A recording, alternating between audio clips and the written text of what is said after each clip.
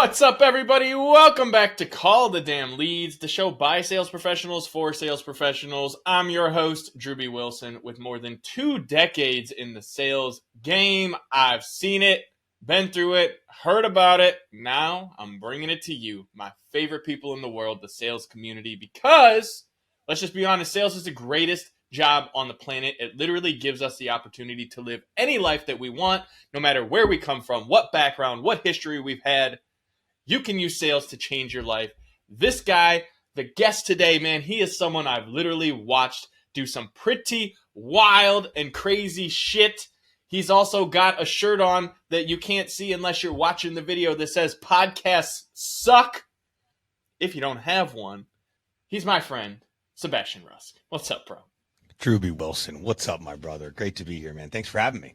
I appreciate you being here. This is going to be a fun episode. I know we were riffing before we got started, but I want to jump right into this thing, man. I want to know, what's your craziest sales story? I think it's my very first sales story ever, and I didn't know the world of sales existed until I found the world of sales. I think that's kind of how it works. You're like, wow, this is different. This is cool. I can sell, and then I can make money doing this. So I was a young, I think it was, fresh out of high school, 18, 19. I'm like, I'm not going to college. There's a better way. And I had moved to Tampa, Florida, and I was going kind of job to job. I was working at a photo shop. Remember those? You're printing photos and whatnot. I worked at a photo shop. I worked at a Chinese buffet, you name it. I was just kind of bouncing around. At the time, my rent was $250, so you could bounce around like that. It was kind of easy. And I remember going through the one ads and looking like what's available. And I saw, and this was back in the day, I'm dating myself here with the want ads, but back in the day, for those of you youngsters that may be tuning in, we used to pick up a newspaper, like those things they sell in like stands and grocery stores. And we used to go to what were called the classifieds, and under the classifieds were want ads and help wanted ads. And those were the job postings. And I saw a job post that said free beer and rock and roll atmosphere. And I was like, make 500 plus per week. I'm like, that sounds fantastic. So I called the phone number, because back in the day you had to actually call and inquire about the job and fax over your resume. And they said, hey, when would you like to come in? And I said, I can come in tomorrow. They go, cool, we'll see you at 10 a.m. So I make my way over to this office park in Tampa, Florida.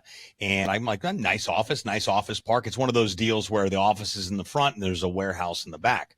And I get there and I walk in, and there's a cute little receptionist there, and the Beastie Boys are playing, and it's like a cool type of like environment. And she comes in and she gives me a clipboard with an application, and she said, go ahead and fill this out and someone will be with you momentarily. And I said, not a problem. So I filled everything out. I gave it back to her. I'm all excited. I'm like, and when you first get into the world of sales and your first experience into the sales job, when you get in here, you're like, wow, this is like a real job. Like, it's a real office with the receptionist, and like, I'm going to get a salary and like maybe commission. I don't even know what that means, but like, man, mama's going to be proud. And this guy comes barreling out of the office right next to the receptionist, and he's about 6'2", gigantic build. And he walks up to me and he says, how you doing? My name's Mitz Matola. Welcome to Jam Designs. Come on in. This guy from New Jersey, clearly big, huge. He sits down. I said, Mitz, that's an interesting name. He said, yeah, they call me Mitz because I got big, gigantic hands like a baseball mitt. His real name was Joe. And I sat down. He said, what kind of money do you want to make? And I said, I don't know, $500 a week. That's it? He said, well, let me listen. Let me give you an understanding of what we got going on here. Okay. We're a wholesale art distribution company. Okay. We buy lithographs framed up in glass, Monet's, Picasso's, Van Gogh's, you name it. And we sell them door to door. Okay. So we come here every single morning. It's a group environment, team environment. We come here every morning. We load up our cars. We have a morning meeting. We do all kinds of crazy, juice chant and get everybody all fired up in the whole nine. And then we go out into the field from 8 a.m. until 5 p.m. We sell as many pictures as we possibly can. And I said, this sounds great, but I don't have a car. And he said, well, that could be a problem. Now, we're going to train you for the first week anyway. We're going to send you out with a manager. The goal of this position is for you to start as a sales rep, get out there, hit your goals, become an assistant manager to manager to actually opening your own branch. And I'm like, wow, that sounds fantastic. So I went out. And I said, well, this sounds great, but I don't have a car. He goes, we'll figure it out. For now, I want you to go out with one of my top reps and learn the ropes. You'll mirror him and watch him the whole nine. And I did just that the first couple of days. I got out. I went with a guy named Doug. I forget what Doug's last name was, but it was a memorable name. I'll remember it in a minute here. And he was just like a happy-go-lucky, like mid-40s, like raging, functioning alcoholic. But man, he could sell the ever-living daylights out of artwork. And he was a clean-cut guy. He packed his lunch every day. He had his territory, and everybody kind of claimed their territory. And he would love to go from Tampa all the way down to Sarasota, Florida. That was our very first trip, and I'll never forget that. And he said, what we do is when we're going to get off of this exit, you pick one street, okay? And that's your territory for the day. And you don't skip any doors at all. You start at the beginning of the street, and you go as far down the street either till it ends or it's the end of the day, and you hit every single location. 7-Elevens, office buildings, schools, apartment buildings, office buildings, condo buildings. There's a door, there's a customer behind that door, and there's a customer with money behind that door, and they need artwork. So I just followed this guy around all day, and I'm thinking, you know what? So the pitch was pretty simple. You load up 30 pictures every day. You had a nice variety of Monets, Van Goghs, Picassos, Salvador Dali's. And I would grab two, and I would out of my trunk, and then I would walk up to your office, and I wouldn't knock, and I wouldn't ask permission. I would just barge right in, and I go, hey, sorry to bother you. My boss just sent me over. We're clearing out our warehouse up the street. I got these big framed pieces of artwork, Monets, Van Goghs, Picassos, got a couple of velvet, Elvis is weeping too. Come on, ladies, grab your cigarettes and checkbooks. I'll meet you downstairs. And I would rinse and repeat that process of being able to go, and you just go and you rinse and repeat that until you fucking sell out. The idea was to sell 20 pictures a day. That was the goal every day. You were a superstar if you were selling 30. I made $5 a picture. So back in 1999, 2000, making $100 a day, pretty good living for a first job on there. Cash money as well, too. I started to mirror Doug for a little while. And then after that, I started to, okay, you go try some doors. And then by like the third day, I was like, all right, out of the way, Doug, let me handle this. So I went back to Mitz and I said, Mitz, he's like, how's it going? Your 3-day training? And I said, things are going great, but I could do this, Mitz, but I don't have a car. He said, so what do you want to do? And I'm like, well, I was on my way here this morning and I saw a car parked on the corner and there was a cardboard sign in it. It was an old Dodge, 1978 Dodge hatchback. And it was $500. And he said, done. Come after work. You and I will go over there and we'll go grab the car. I'm going to buy you the car. Okay. Guy bought me my first car for $500. I was in this Dodge thing. I load the hatchback up. It looked like a little Volkswagen Golf type deal. It was a Dodge. I don't know what it was. And I loaded all the artwork up on there. And I went out there and I started banging the streets and it was great. Then the car died. So I find a Dodge Dart. That thing was a pimp, called it Elmer Fudd, and loaded pictures in the back of that bad boy and the trunk as well. And I would just go around town knocking on doors, getting thrown out of buildings, screamed at by people of like, can you read? Did you see the sign? And I'd be like, sir, in all fairness, do you think I'd be selling door to door if I could read? So that was my very first experience in the world of sales. I did get arrested for soliciting. I didn't leave the building and I went. That was my first experience in the think tank for, the afternoon on there. Mitz came and bailed me out, which was kind of another epic story on there. And the whole idea, they sold you, it was a national company, went to this national convention, a big hoorah in Atlanta. And the whole idea was to eventually okay, I started in Tampa, but I'm going to go to Houston and open a market in Houston. And you go there and you find an office and they help you get placed and you have your own stuff. We later left the company. My buddy and I got fired, I think. My buddy ended up getting fired. And he called me like 6 months later and was like, hey, man, I found out where to buy the pictures. And I'm buying them for $5 and we can sell them for 20 and make a $15 spread. I can give you $7 or $8 a picture. And I'm like, perfect. He said, well, I'm going to buy all the artwork. Actually, I've already started the company here in Tampa, but I want to move to Fort Lauderdale. And I said, it was right around Thanksgiving. I was living in an efficiency in Clearwater, Florida.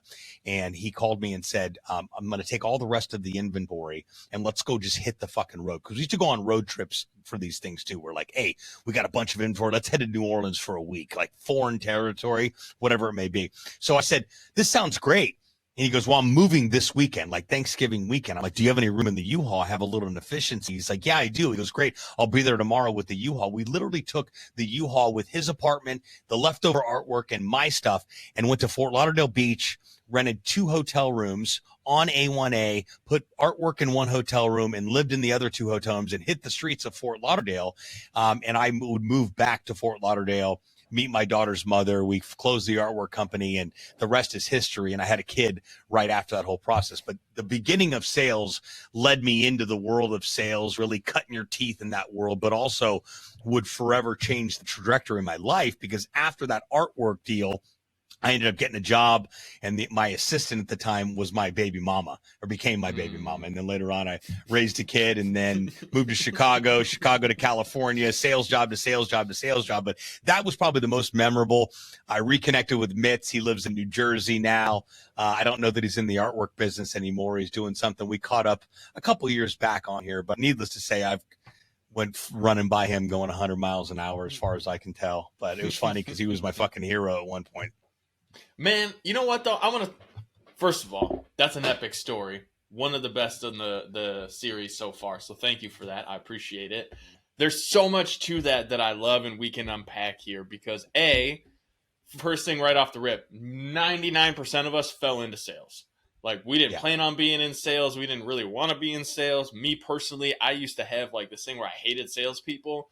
And maybe it was just like that weird self-loathing that all of us salespeople have and go through because it's like, I'm the fucking worst.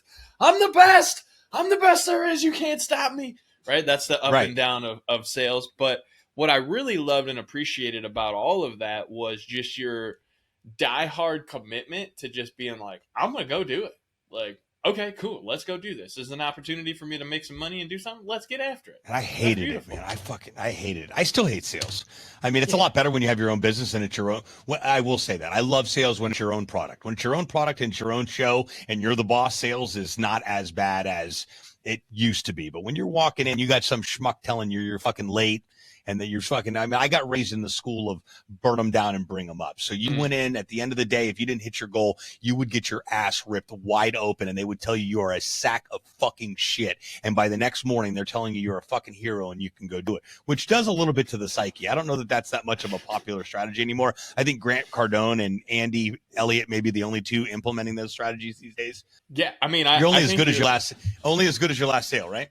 Oh, 100%. And I'll never forget, like, when I left I think it was the cigar shop I got let go from in like 08 or 09. And, for rolling blunts. Yeah, I mean, there was some extracurriculars at the time, but we won't talk about that. That's different. They didn't give a shit that I smoked the blunts. It was just that, I was selling too much product, and then the tax man caught on because apparently you can't sell a lot of tobacco without paying taxes on it. They don't take kindly to that. So yeah, imagine that. I'll never forget, I went to like a recruiting thing one time from the want ads. Like you, I'm a little dated. I went to the want ads, was like, all right, who's hiring? What's available? Let's go take a look at this. I showed up at an interview, and it was one of those situations where I showed up early, and they all came pouring out of a conference room dressed to the nines, like suits. All the women wearing nice fancy blouses, and everybody had nice, clean, shiny shoes. And I was there in my polos and like a fucking khaki or something, khakis and like a polo, because I don't really dress up as it is. And I remember looking at the lady and I was like, ma'am, is this like a suit and tie every day kind of place? She said, oh yeah, we dress for success around here. And I was like, that's wonderful. Can you let John or whoever it was know I'm no longer interested in the position? And I like handed her my clipboard and I walked out and she was looking at me like, wait, what? What are you talking about? What? Hold on a second, sir. And I started walking out and the dude came around the corner to get me for the interview. And he was like, what's going on? And I was like, oh, no, I don't wear suit and tie, sir. I appreciate it. And he was like, what? He was so confused. I just walked out. I was like, no, I'm out. I don't want to play this game no more. I'm not doing it. I played that suit. Yeah, I've done that I've played that game a couple times too. I'm not buying any of that stuff. Like there is something to be said for looking presentable and not being an absolute slob. And when you have a sales team, there is something to be said where, you know what, we're going to show up and look respectable here. We're not going to look like we just rolled out of bed. But this whole notion where I need a shirt and tie on to sell better, I get it. You dress good, you feel good, you sell good. I understand all of that stuff, but I do that really well in my podcast suck t-shirts, a pair of Jordans as well, Yeah, well, and I want to talk about that because we mentioned it at the start of the show. It's something that I really love. I mean, I'm in every episode that I'm on, I've got my Call the Damn Lead swag. Anywhere I see you in public, you're rocking. Podcasts suck. So let's talk about branding and sales and how important it is to separate yourself and to really lean in on that brand and that personal brand, especially because I talk about it all the time. People don't buy from logos, they don't buy from corporations, they buy from people. And one of the Yeah. things that I've seen you do really well is kind of stand out from the crowd, being your authentic self. You're lively, you're energetic. Some people love you, some people might hate you. I'm one of the ones that love you. And so tell me a little bit about how you really came up with that and how you've leaned in on that personal branding and used it to your success in sales. To much due credit, I had the unique privilege of meeting a guy by the name of Gary Vaynerchuk back in 2011, 2010. You might have heard of him. Gary was instrumental in me figuring out what would be next for me when I was at a point where I had literally had lost it all and it was time to start all over again. And I had been active with social media, and I had a friend reach out and say, "Hey man, you need to connect with this guy, Gary Vaynerchuk. You guys like have identical like energy levels and personalities." And so I said, I've never heard of the guy before. I can barely pronounce his name. He goes, "You read a book called Crush It, and you should read the book." And I'm like, "Cool, but I'm broke." He goes, "Cool, here's my Audible login. Log in and download the file and upload it to your iPod."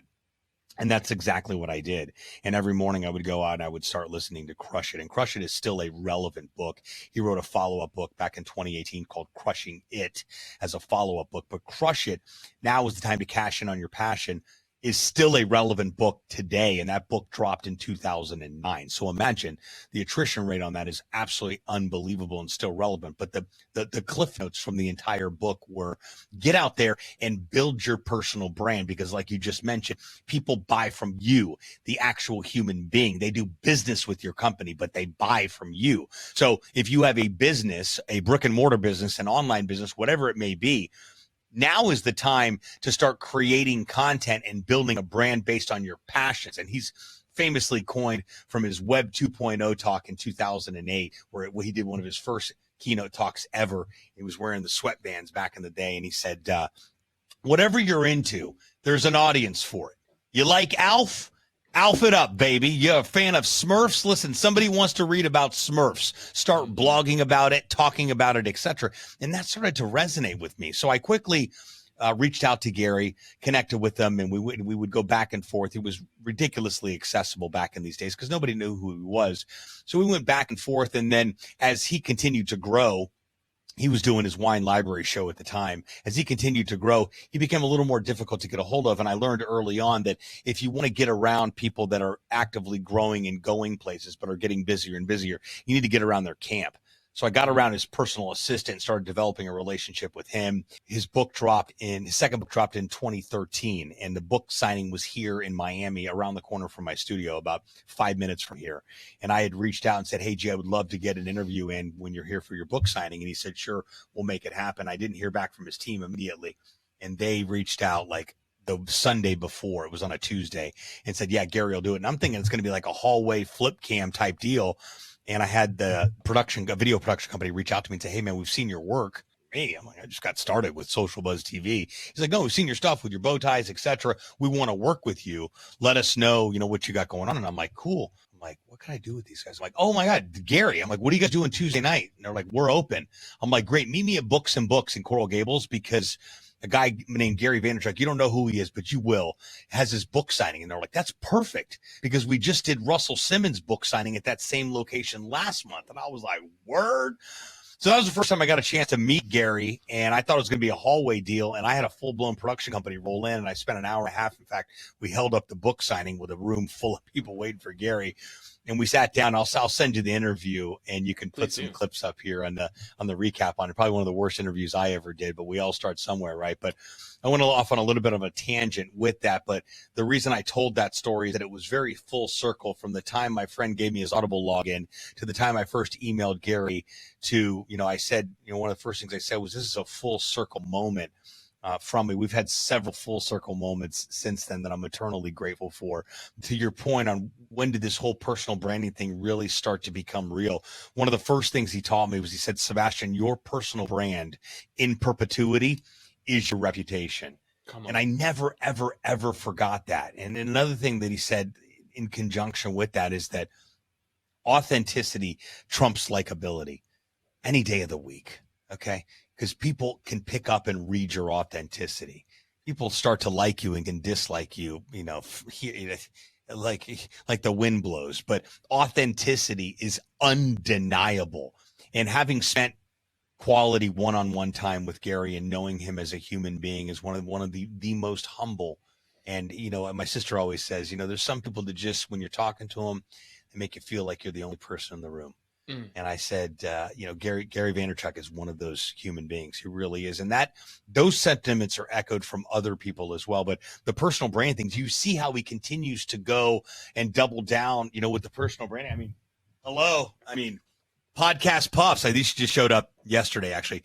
These dropped in 2018 as like a promo for the Gary V experience when they dropped on here. And now I've gone all in with his V Friends community. I believe it's the very early stages. His predictions have been incredible. But fortunately, I got a couple boxes here. He signed them and it got him here. But these things are going for, $200+ for a box of stale cereal signed by Gary. But this was 5 years ago that these were relevant on here. But I'm all in on what he's doing with V Friends, which is started off as an NFT collection, still is Series 1 and Series 2, and has been parlayed now into a full-blown IP. His toys right here, you see back here, Grateful Gorilla, Gratitude Gorilla, sold in Macy's everywhere. People will buy it. If they know you, they'll buy it. That's exactly it. And I'm all in. I've probably dropped $3,000 on V-Friends collections and cards. And my collection's probably worth well over $2,500 with some of the one-on-ones. I wanted to get into the trading card business as it was anyway, just as a hobby. And it's very lucrative and I've been able to do that with Gary and V-Friends because it's very early on. But I'm doing it, number one, because of my existing relationship with Gary, even though I haven't personally talked to him outside of tweets in several years. My relationship is anchored in there. I always say, if you run into Gary Vaynerchuk and say, I'm a friend of Sebastian Rusk, he's going to stop, and he always stops anyway and gives everybody time. But he'll recognize and respect the relationship that is there, that's been built over the past. He always says, I know this guy a long time. Because everybody, when you become a worldwide phenomenon, everybody knows you, or they think that they know you. You know what I mean? But his personal branding is what helped me develop my personal branding on here. And it's always evolving, Drewby. I'm getting sick of these T-shirts. You know why? Because I've told myself, how many times has someone seen that T-shirt and called you and hired you? Not a lot. It just hasn't happened a lot. How many people have scanned the QR code in the back and booked a call? Not a ton. And I get kind of bored with the look. So now I'm starting to move into, okay, what's next for this? I have some hats. I think you might have one. If you don't, I need to change all that. You need to send me one. I don't have the hat yet. You definitely do. I definitely do. I had a couple prototypes that I had, but I still have a couple that I can definitely get you. But I have the hats, but I've been into this. My best friend's he's a country club member. So been hanging at the country club lately, which is a great place to hang, by the way. Great place to hang, by the way. I feel like the only problem is I leave there feeling broke as fuck, but it's dress code required. Same thing if you go play golf. I can't walk in there with my podcast suck shirt on. It's just not how one in Rome, right? So I found these badass polos some good badass polos with great collars, and I started rocking those. And I also enjoy a good solid like funky blazer every now and then with a pair of J's. So I may be rocking the hat, or maybe I'll work some pins on, or for my blazer, or like you said, maybe get some polos with the brand. I did the polos for a long time too. Got kind of bored with those, but these, I'm mixing the look up because I think a personal brand is always evolving. But I think a personal brand is what people associate you with. Yes. When they think about you. When they think podcasting, they think Sebastian Rusk. And dude, people that associate me with podcasting that are not really in the business world or in my business world, I'm talking people from high school. I'm talking my mom's friends. I posted a post yesterday, which was tough for me to post because it wasn't me trying to get kudos from people. But I said, what kind of positive impact have I made in your life? And I had tons of people say just incredibly kind things, and a lot of it had to do with podcasting. It had to do with my energy level. It had to do with my humor and my comedy. But the core was you remind me how important podcasting is. You remind me that I need to launch a show. You've helped me go from I can't do it to do it. So I think at its core, personal branding is what people remember you for when they see you. Everywhere you're at, it's podcast guy, podcast. And I never had my thing. And I tell this story a lot. I never had my thing. And when I I was the MC for digital marketers traffic conversions for 4 or 5 years. I had a long run with them. Great run. Opened up a lot of doors for me. Led me to MC retirement, but it was a great run. But I would always leave frustrated when I left traffic and conversions. The largest marketing event on the planet with real marketers there. It's 3 days. It's fully immersive. San Diego. This year was in Vegas. Everyone has their thing. So digital marketer focuses on products and source resources for marketers on how to become better marketers. So marketers, 10,000 marketers show up to become better marketers at TNC. Mm-hmm. And it was great to do that show and be on stage with 10,000 people. And all of that was fantastic. But everybody had their thing. And I would always go home with a deflated balloon of like, the whole week, the balloon's full, and as the end, I untie the balloon, the air goes out of it, and it's back to Miami for my social media agency. Yay. Like, what's your thing? Oh, I help people with social media. Oh, you too? My personal brand was important to me, but my business had to sustain that personal brand. You know what I mean? So I had to figure it out. So in 2016, I had to reinvent, and that's exactly what I did. You know, and the thing about it, one of my favorite quotes of all time comes from Jeff Bezos, and it's, your brand is what people say about you when you're not in the room.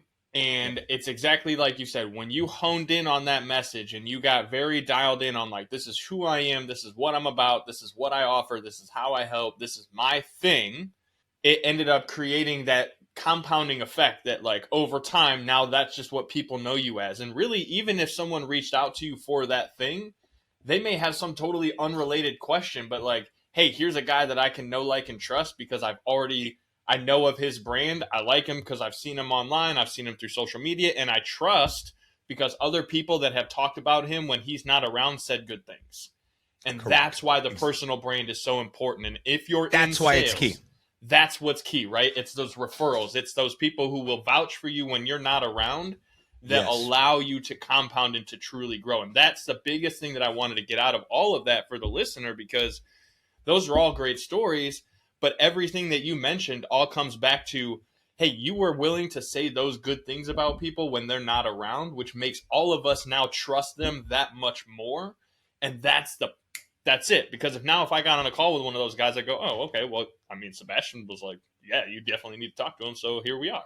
Well, yeah, a strong personal brand takes strangers and turns them into instant raving fans. And I use the word instant very strongly. Like it does. I'll use an example. One of our most recent shows we're launching right now is Derek Skubish. He's a roof restoration guy based out of Chicago. And he posted looking for someone to help me out with my podcast studio or hook up my podcast equipment. It wasn't if I'm looking for somebody to help me with a podcast to set up my podcast. So I immediately start getting bombarded with tags in this guy's post. And I don't know him from Adam at all. But Adam McChesney, speaking of Adams, was the first one to tag me in that post.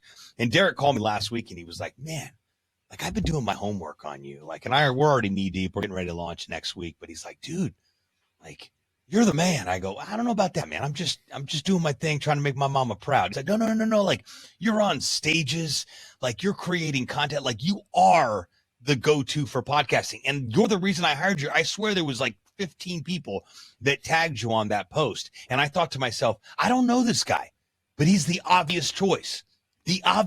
And now we have a relationship and we got great rapport. And I call you whenever I need to. And we're getting ready to launch the show next week. And I thought to myself, man, what a humbling conversation and a humbling thing to be. I am humbled. I came from nothing. I literally built this thing from nothing at all. There is zero ego attached at all. All I have available is what I know and what I continue to do and how I choose to continue to show up. But I think that and it's the gift that keeps giving. Your personal brand. It only gets better as it continues to get stronger and stronger, and you become more edified and more edified. And I don't care who's starting a podcast company. I don't care what competition. I have no competition. And people go, what? That's a pretty bold statement. Yeah. What do you mean by that? I said, I don't have any competition because there's only one Sebastian Rusk that I know of that's helping folks go from idea to iTunes in 9 days or less by launching a podcast. So when I say, is there competition? Not at all, because there ain't no other Sebastian Rusk that I know about out there. So the blinders are on. People say, what other companies or examples? I launched a YouTube campaign couple weeks ago, and they were asking me about some of my competitors. I had to rack my fucking brain. I'm like, I don't know. I literally don't know. I don't know. I love that shit. That's, and it's funny because I love how we can chuckle about personal branding because we've been in this, as you said, you're a 20-year veteran at this point, like we've been in the game so long that we've experienced it and we can laugh about it. But if you're here with us and you haven't found your brand or you haven't found your niche yet, understand that this is not something that happens overnight. It is something that happens as you get around people and you develop and you learn and you grow and you find there are things that people mention about you when you're not around. And those are the things that I want you to focus on. What are the things that people are saying? Hey, you're great at this thing. You're great at, like, listen to that because it's not for nothing. People these days, they don't just gas you up for no reason unless they're like scumbags. And I'm going to be honest, if you're here on this show, you don't hang out with scumbags. So, like, lean in on those things. And it's funny too, you had mentioned, Gary and the whole crushing it thing. Would you believe that crush the day before it crushes you, me talking about like crushing the day? I didn't even know Gary had written that book until I put mine out and had the podcast started. And then I was like, damn, me and Gary, we on the same vibe, man. That's dope. I like that. And it's like funny enough, but when you're in this ecosphere and you're doing these things and you're thinking about branding, it's so important to really hone in on what it is that brings you joy. What are the things that people say about you when you're not in the room, and just go all in on that and just be that person. Be the guy that knows everything there is to know about your topic, your product, your service, all of that, because that's what's going to allow you to be the go-to person and be the authority, just like my boy Sebastian here. So, Sebastian, man, we've been running. This time flies on these. Go ahead. It does. It does. I want to add one thing to that. Listen, none of this is going to happen and none of this is going to take place unless you actually get started and do something.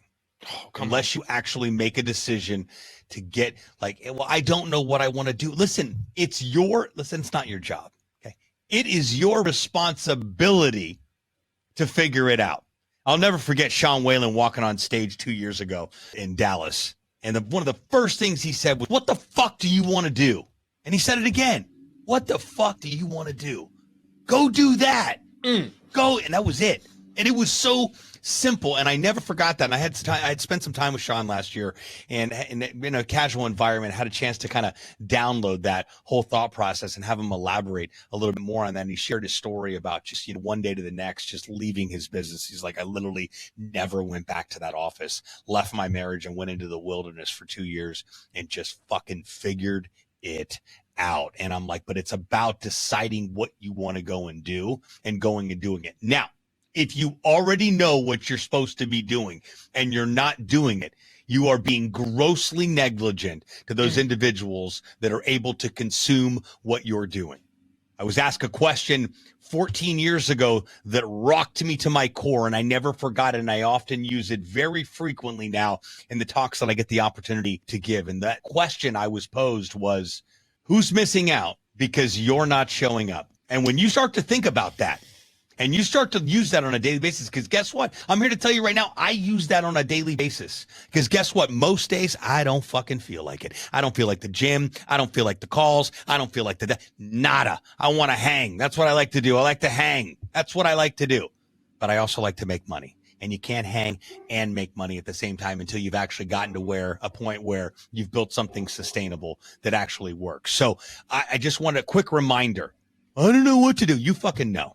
If you don't know, it's your job to figure it out, okay? I don't know is no longer acceptable. It's 2024. We live in a world of resources, an abundance of resources readily available. It's your job to just figure it out. Maybe you just want to sit in your house with nothing on, no devices, in complete silence, and just think. I know that's terrifying for some people, but just think.